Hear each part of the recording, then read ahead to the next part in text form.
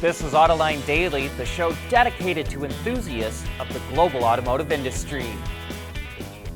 It sure took a long time, but the Chevrolet Bolt EV is back in production. GM stopped making them last August after the company had to recall every single one of them because the batteries could catch fire. But to kick off the relaunch, GM is rolling out a new ad campaign during Major League Baseball's opening day. The company expects to break the Bolt sales record of 24,000 units this year and said that next year will be even better. Both the Bolt EV and EUV are getting price cuts of $5,000 and $3,000 respectively to make them more competitive since GM no longer qualifies for the $7,500 federal EV tax credit. And Toyota is the next one in line to run out of those EV tax credits. Once an automaker sells 200,000 EVs and/or plug-in hybrids, the credit starts to phase out.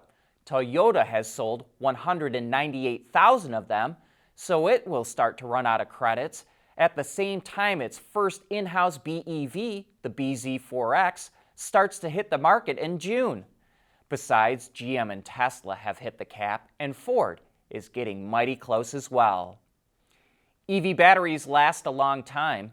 In fact, they keep 90% of their charge after 100,000 miles of driving.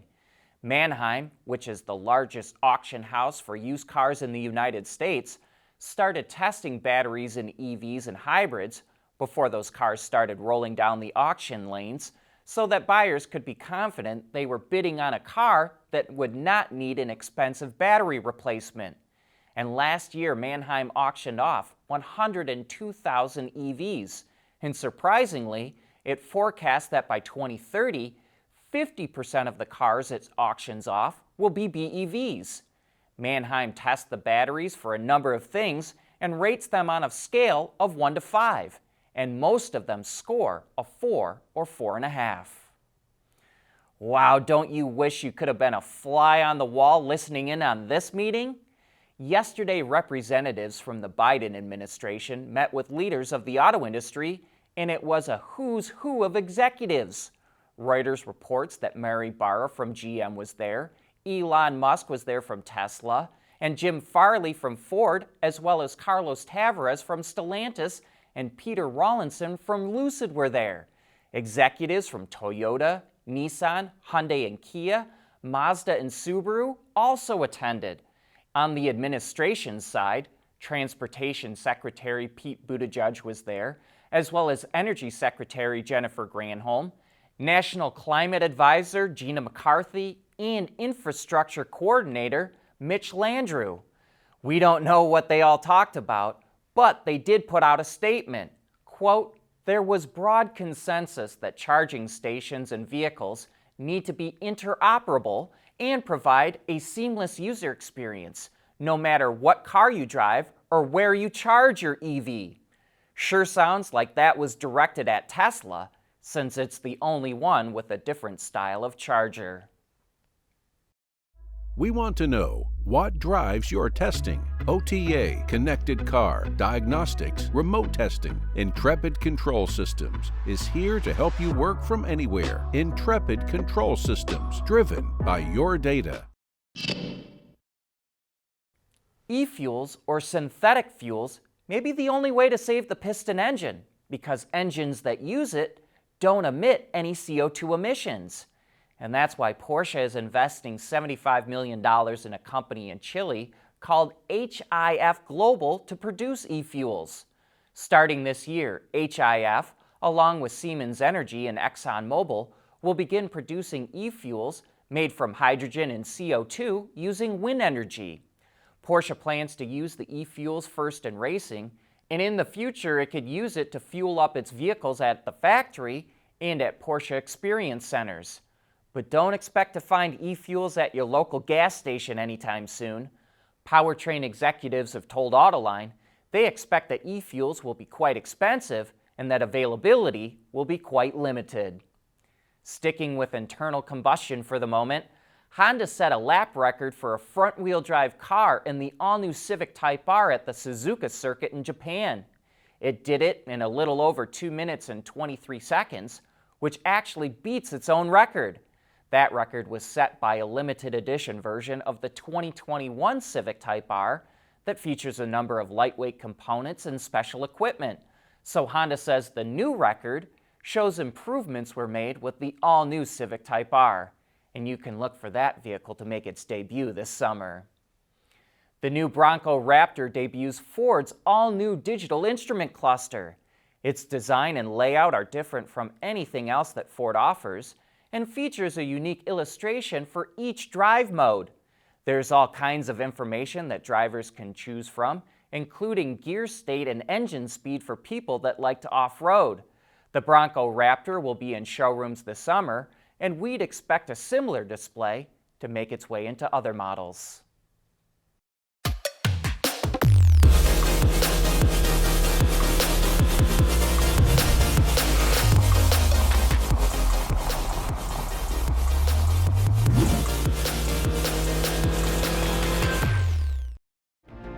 Mobility is becoming electric, connected, and autonomous, just like the manufacturing world.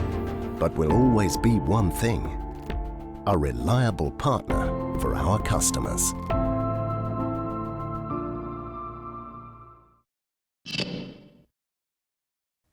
The GMC Hummer EV now has over 66,000 reservations, so there's clearly some interest in the vehicle.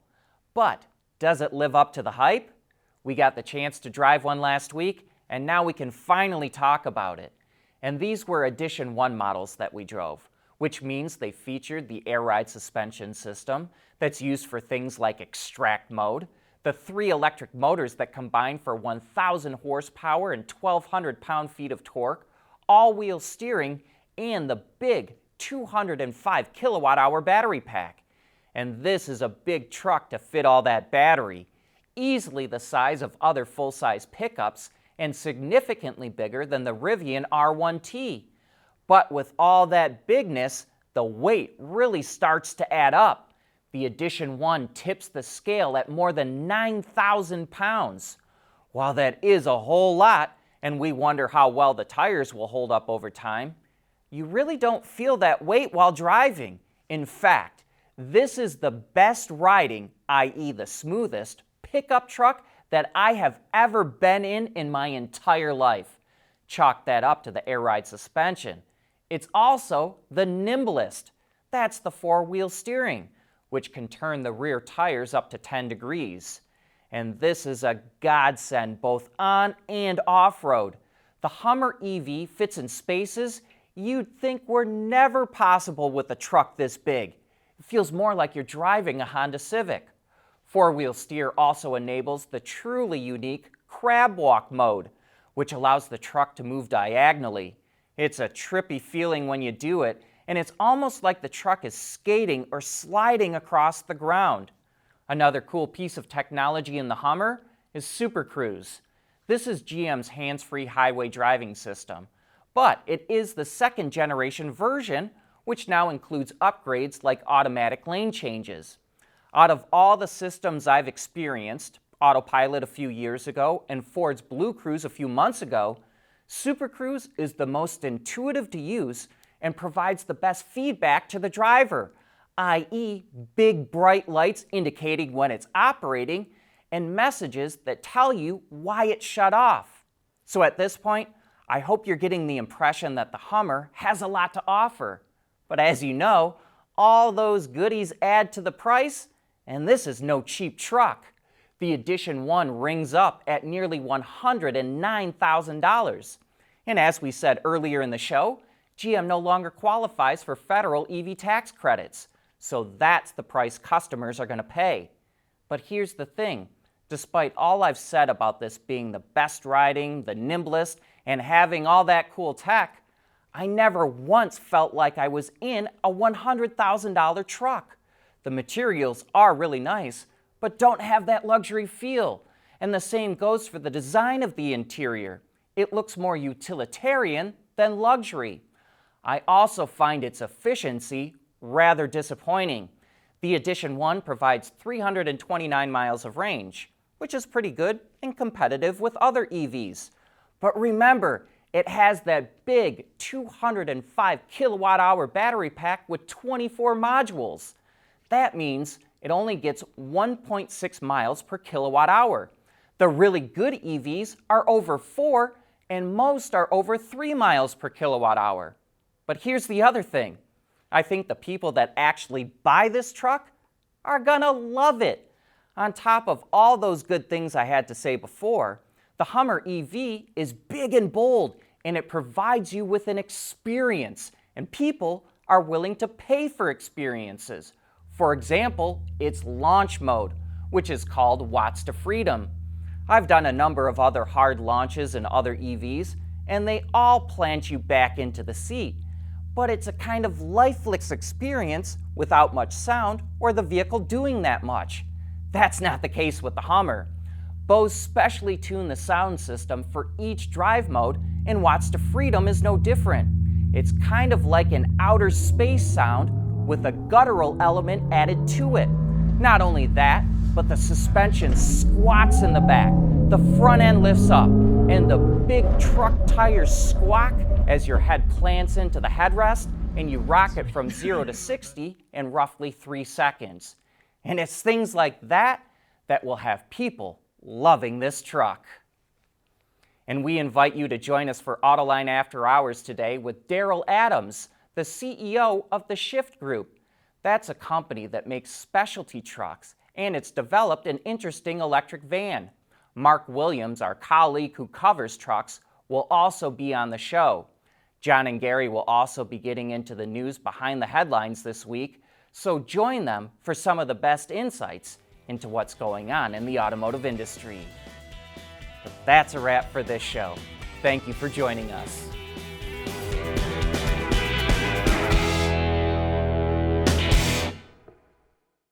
Autoline Daily is brought to you by Bridgestone, solutions for your journey, Intrepid Control Systems, over-the-air engineering, boost your game, and by Scheffler, we pioneer motion.